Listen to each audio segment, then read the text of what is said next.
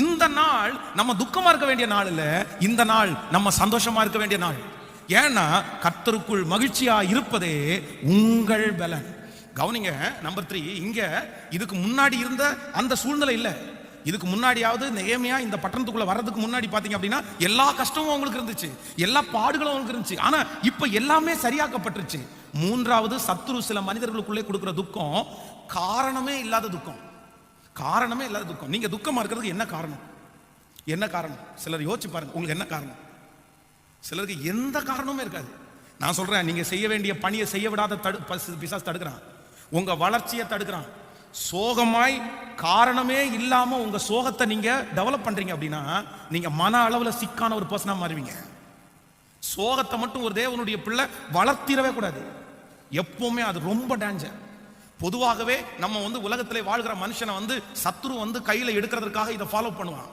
உங்க மனசுக்குள்ள ஏதோ ஒரு லௌகீக கவலைன்னு சொல்றாங்கல்ல, உலக கவலை, ஏதோ ஒன்ன தேவையில்லாத கவலையை உள்ள கொடுத்து உங்களை அப்படியே டெவலப் பண்ண வச்சு மன அளவுல பாதிக்க பண்ண வைக்கிறதுக்கு இன்றைக்கு இருக்கிற சூழ்நிலையில ஆயிரக்கணக்கான பேர் மனநிலைமையிலே பாதிக்கப்பட்டதற்கு காரணம் அவங்களுடைய வாழ்க்கையில காரணம் இல்லாமல் சோகத்தை அவங்க திரும்ப திரும்ப மனசுல நினைச்சதுனால தான். இல்ல, சோகம் துக்கத்தை மட்டும் நீங்க டெவலப் பண்ணிடவே கூடாது.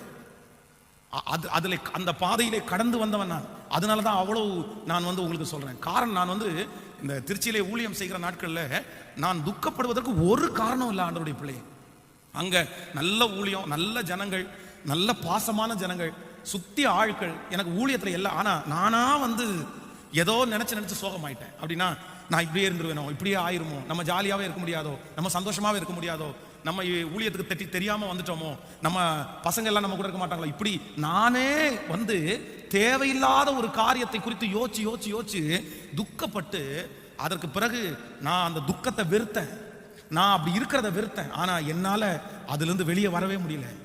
நான் மன அழுத்தத்துக்குள்ள ஆளானதுக்கு காரணமே என்னன்னா, நான் ஆரம்பத்துல தெரியாம அப்படி ஒரு நாள் அதை தேவையில்லாத ஒண்ணுக்காக கவலைப்பட்டதுனால அதுவே எனக்கு மன அழுத்தமா மாறிடுச்சு. அதற்கு பிறகு சைக்காலஜி டாக்டர் வரைக்கும் நான் பார்க்க வேண்டிய சூழ்நிலைக்கு தள்ளப்பட்டு விட்டேன். பல மாதங்கள் மாத்திரை சாப்பிட்ற அளவுக்கு தள்ளப்பட்டேன். கர்த்தர் தான் என்ன அதுல இருந்து தூக்கி எடுத்தாரு. அதற்காக நான் மன்னிப்பு கேட்டேன். இன்னைக்கு இந்த ஜெபத்தில் இருக்கிறவங்க எத்தனை பேர் சீரியஸா எடுக்கிறீங்கன்னு தெரியல. இது மிக சீரியஸான சப்ஜெக்ட்.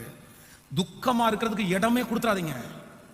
உங்களை அழிக்கிறதுக்கு பிசாசு எடுக்கிற மிகப்பெரிய ஆயுதம் சோகம் தாங்க, துக்கம் தாங்க. ஏதோ ஒண்ணு உங்களுக்குள்ள காமிச்சு அந்த தற்கொலை பண்ணி மாண்டு போறவர்கள் எதனால தற்கொலை பண்ணிக்கிறாங்க? வேற எதுவுமே கிடையாது.